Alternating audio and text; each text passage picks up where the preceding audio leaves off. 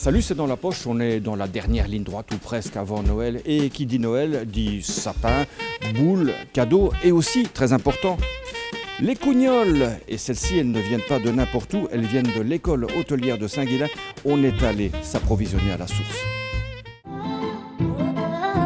À l'école hôtelière de Saint-Guilain, l'atelier boulangerie a démarré tôt ce matin.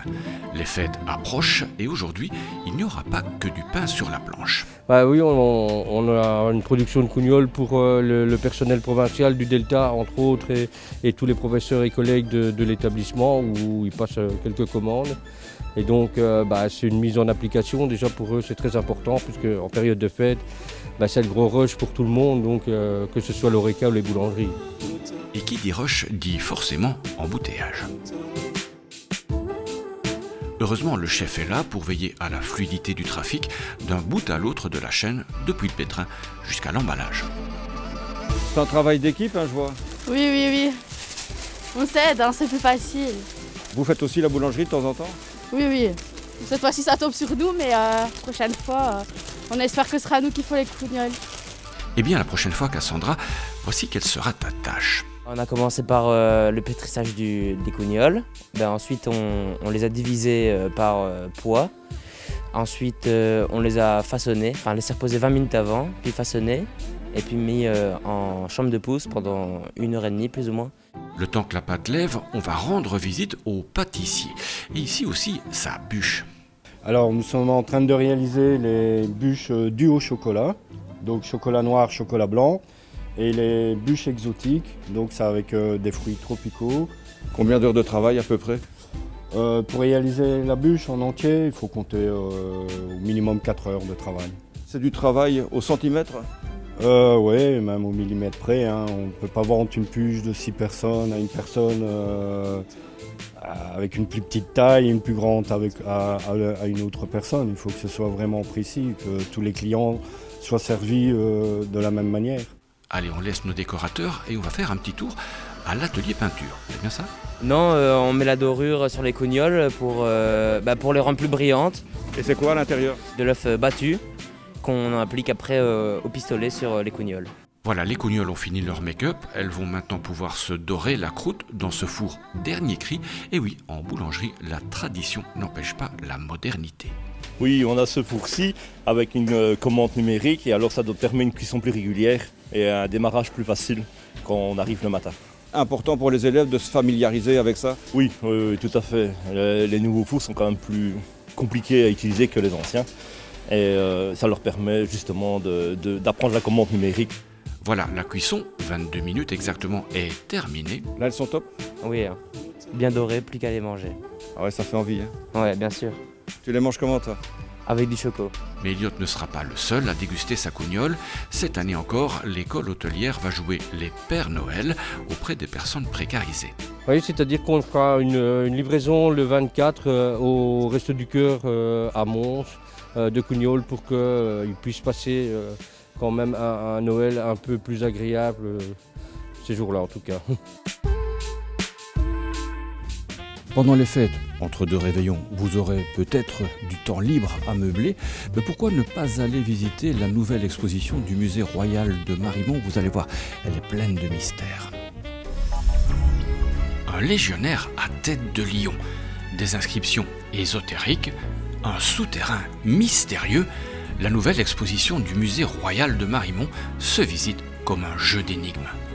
Bienvenue dans le Mystère Mitra, l'exposition qui vous plonge dans l'un des cultes les plus mystérieux de l'Antiquité romaine. Un dieu mystérieux, mais qui a nourri quantité de créations, de films, de romans, de bandes dessinées et de visions fantasmées de ce dieu. Alors l'exposition propose de partir de ces créations contemporaines, de remonter le temps à la découverte du Mitra romain.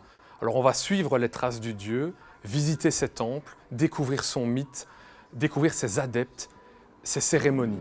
L'un des premiers à avoir tenté de percer le mystère Mitra, c'est l'historien belge Frans Cumont, dont voici le bureau. À la fin du XIXe siècle, il publie 2 volumes, textes et monuments figurés relatifs au mystère de Mitra. Deux ouvrages qui vont avoir un retentissement international très important. C'est l'une des premières, si pas la première, étude scientifique sur le culte de Mitra. Et c'est notamment pour cette raison qu'on a choisi le thème du culte de Mitra, parce que Franz Cumont, donc, qui était professeur à l'université de Gand, était l'un des amis de Raoul Warroquet, le fondateur du Musée royal de Marimont, et il a conseillé Warroquet dans ses acquisitions d'antiquités grecques et romaines. La religion Mitra ne nous a pas laissé de texte, juste des images qui relatent les exploits du dieu, une sorte de super-héros des temps anciens. Le fils du soleil, Phaéton, qui a demandé à son père la permission de conduire le char, va perdre le contrôle de ce char. Ce dernier va s'écraser et va provoquer le chaos. La terre est ravagée, est brûlée, est carbonisée, les astres ont perdu leur course et Mitra naît à ce moment-là. Il naît de la pierre. Il tient les instruments qui annoncent ses exploits futurs. Il va d'abord décocher une flèche vers un rocher pour y faire jaillir la source de vie.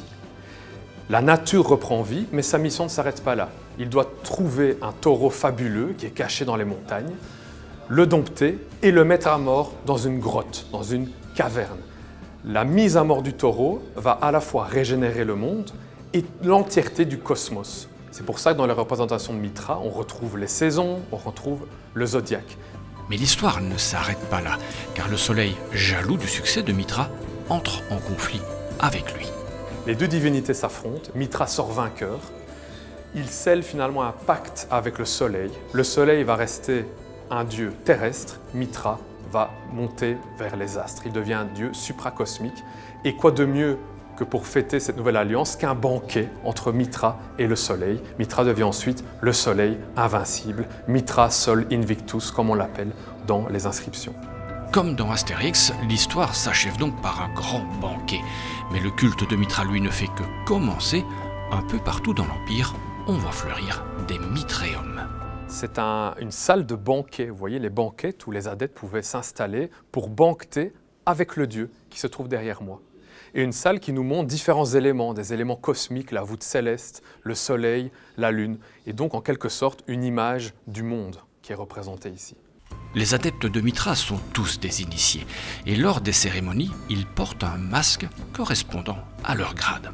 Le corbeau, c'est celui qui servait les boissons, qui servait à boire. On commence corbeau, on passe ensuite jeune époux, qui lui avait en charge l'éclairage du temple, soldat, qui est représenté avec un cuisseau, donc celui qui était en charge de la découpe de la viande, le lion, qui lui se chargeait de la cuisson des aliments, le perse, qui est peut-être représenté ici avec son bonnet phrygien, son bonnet oriental, qui lui s'occupait de préparer les légumes, et ensuite le messager du soleil, qui est lié à la divinité solaire, et le père de la communauté, qui était le chef.